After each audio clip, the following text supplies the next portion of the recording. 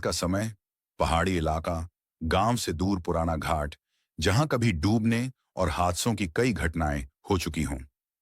परिवार, कम से कम 4 लोग, जैसे माँ पिता, एक बेटा, एक बेटी, जो किसी मजबूरी में उसी रास्ते से गुजर रहे हों, जैसे शादी से लौटते हुए या किसी रिश्तेदार की 13वीं से।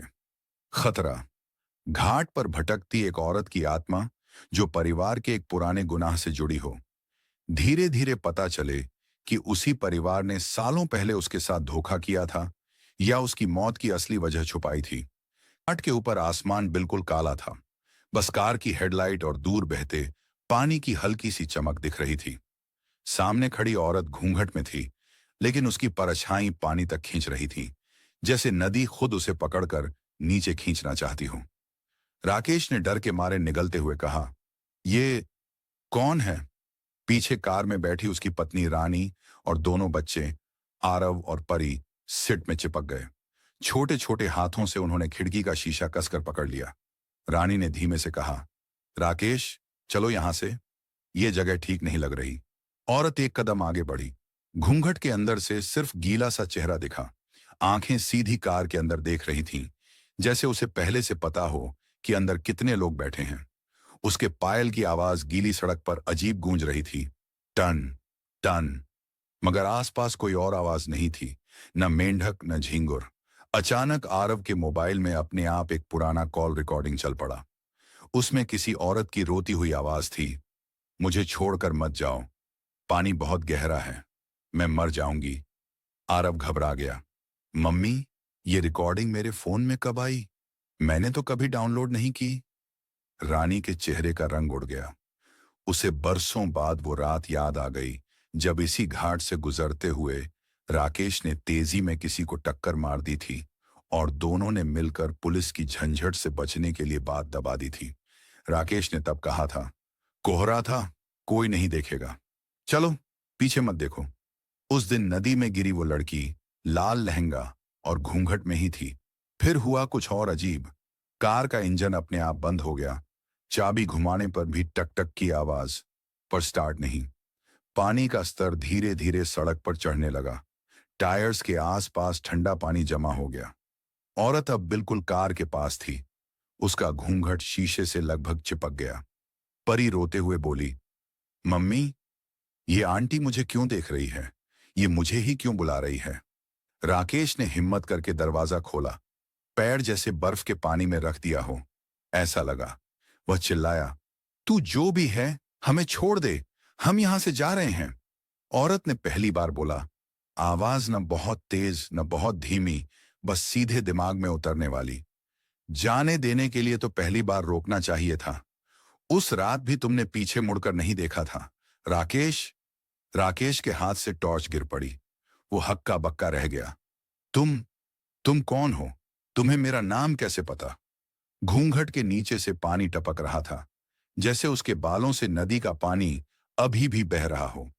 उसने कार के पीछे बैठे बच्चों की तरफ गर्दन झुकाकर देखा।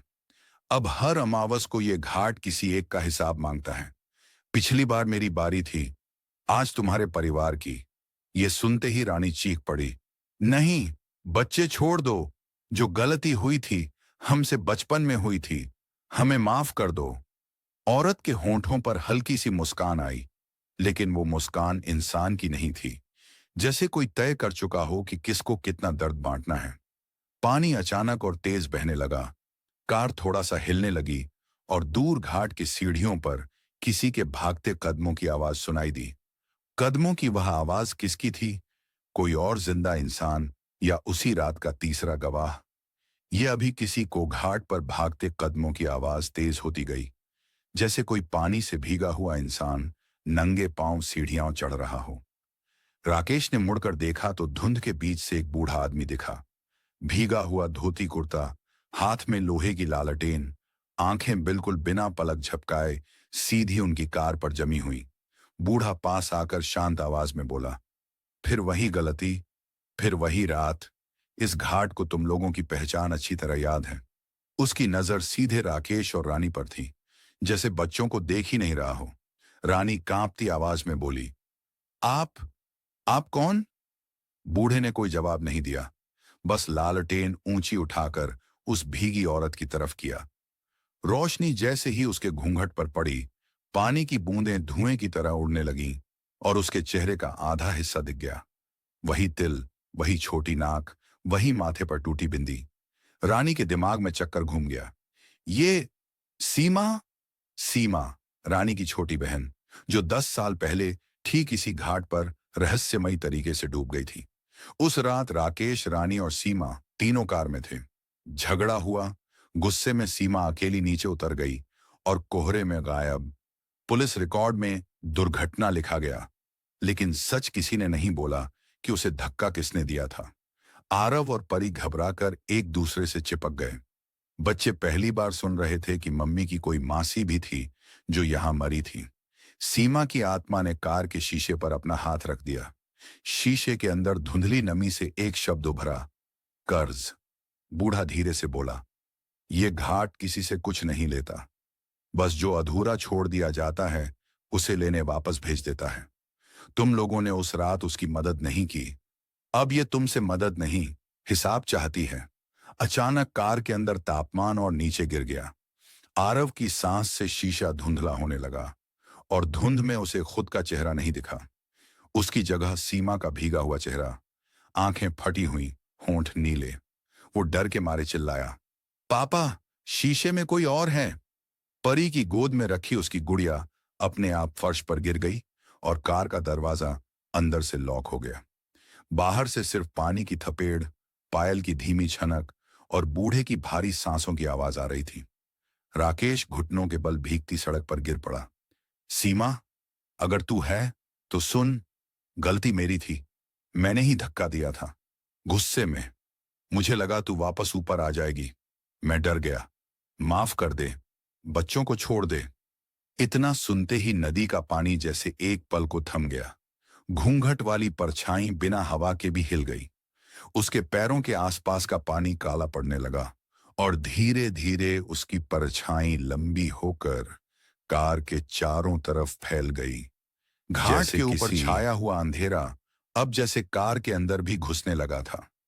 आरव को लगा सीट के नीचे से कोई ठंडी उंगलियां उसके टखनों को पकड़ने की कोशिश कर रही हैं, जबकि परी के कान में कोई फुसफुसा रहा था, मैं तो तैरना जानती भी नहीं थी, मुझे किसने धक्का दिया था।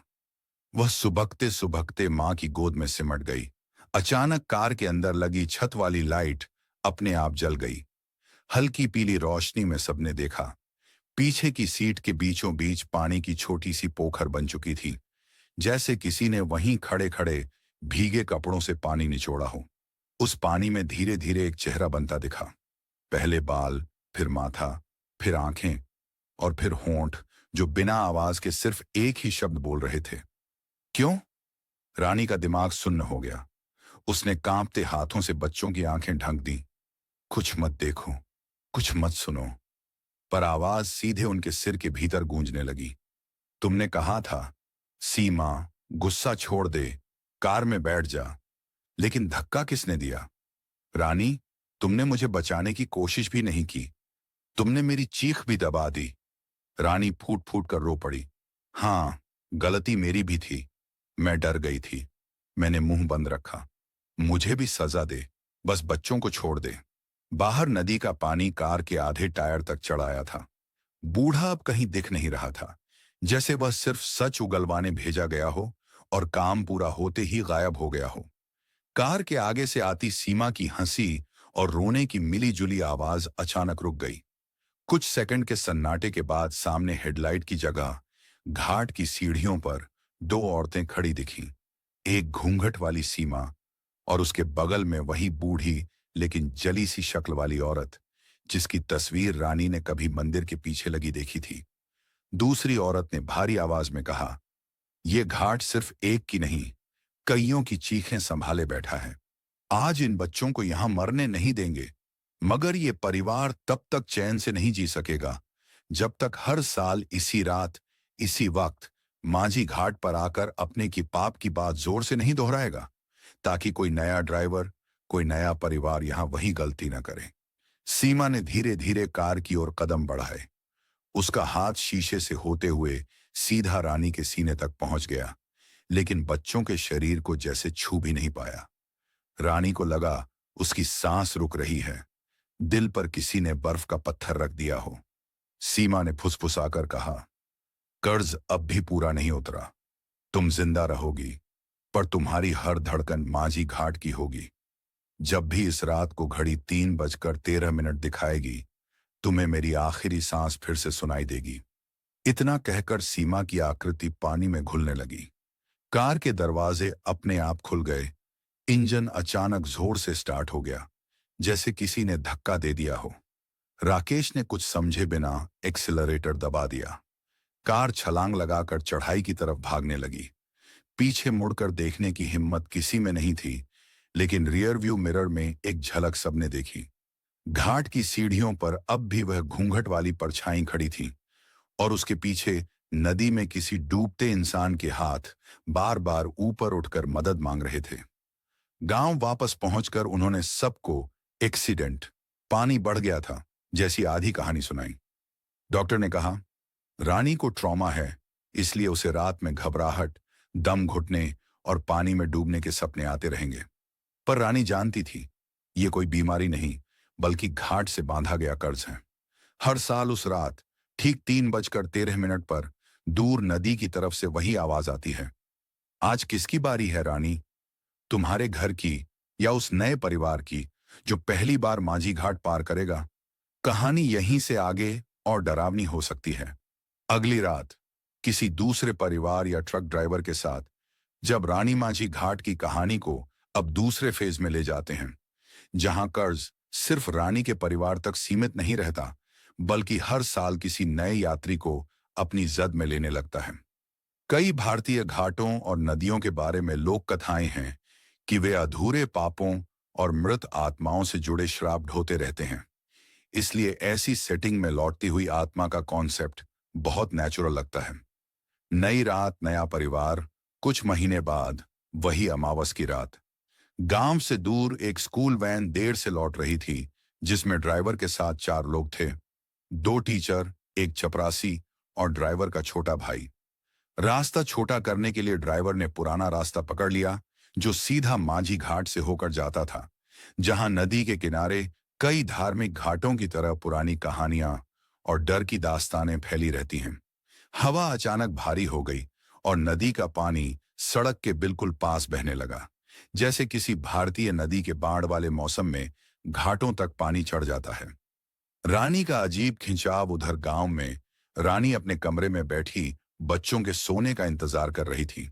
घड़ी ने जैसे ही 3:13 दिखाए, उसके कान में वही पुरानी आवाज गूंजी, आज किसकी बारी है रानी? वह खुद को रोक नहीं पाई और बरामदे में आकर सड़क की तरफ देखने लगी।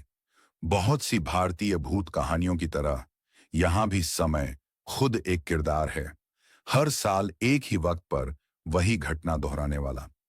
दूर से उसे बस की हेडलाइट्स धुंध में डोलती दिखाई दी और दिमाग में साफ साफ सीमा की भीगी हुई शक्ल उभर आई। रानी ने घबराकर राकेश को जगाया, उठो, वही घाट वाला रास्ता दिख रहा है, कोई गाड़ी जा रही है। अगर आज उन्हें नहीं रोका तो सीमा का कर्ज किसी और से वसूला जाएगा। राकेश पहले तो इसे मानसिक दबाव समझता रहा, लेकिन जैसे ही हवा में सीटी जैसी डरावनी आवाज। रात का टाइम 3:13। जगह गांव से 2 किलोमीटर दूर, वही सुनसान माझी घाट, जहां सड़क सीधे नदी में उतरती है और फिर घुमाकर ऊपर चढ़ती है। हेडलाइट के अलावा चारों तरफ सिर्फ काला पानी और पेड़ों की काली परछाइयां हैं। लोग कहते हैं ये घाट सिर्फ लाशें नहीं देखता, ये हर साल किसी एक झूठ को भी डुबोता है। मेरी आवाज धीमी हो जाती है। कैमरा पानी पर घूमता है।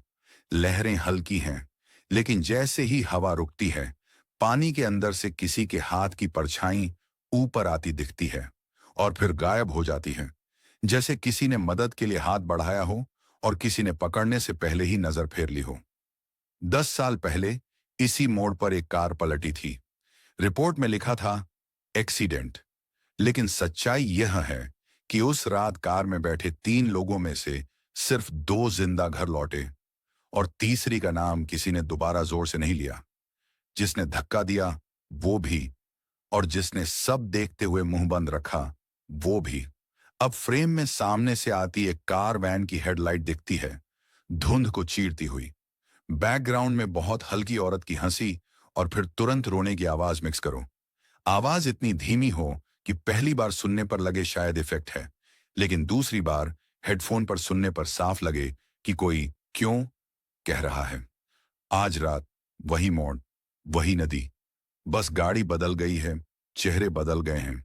ड्राइवर को लगता है वो शॉर्टकट ले रहा है, पर इस रास्ते पर शॉर्टकट सिर्फ जिंदा से सीधे कर्जदार बनने का होता है। घड़ी जैसे ही 3:13 दिखाती है, पानी शांत नहीं रहता। वो याद करता है कि किसने उसे आखिरी बार हिलाया था। अब वॉइस थोड़ी और लो और फुसफुसाहट जैसी।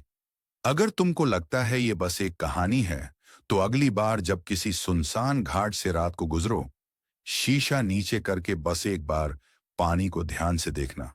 हो सकता है कोई चेहरा तुम्हारी हेडलाइट में साफ दिख जाए, जो पूछे, उस रात तुमने पीछे मुड़कर देखा क्यों नहीं?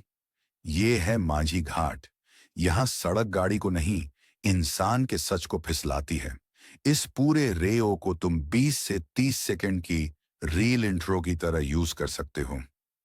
शुरुआत खामोशी और हल्की हवा से, बीच में एकदम से हंसी, चीख का माइक्रो जंप स्केयर एंड पर माझी घाट टाइटल स्क्रीन और एक बहुत छोटी कटी हुई डूबने की आवाज रखो, जैसे किसी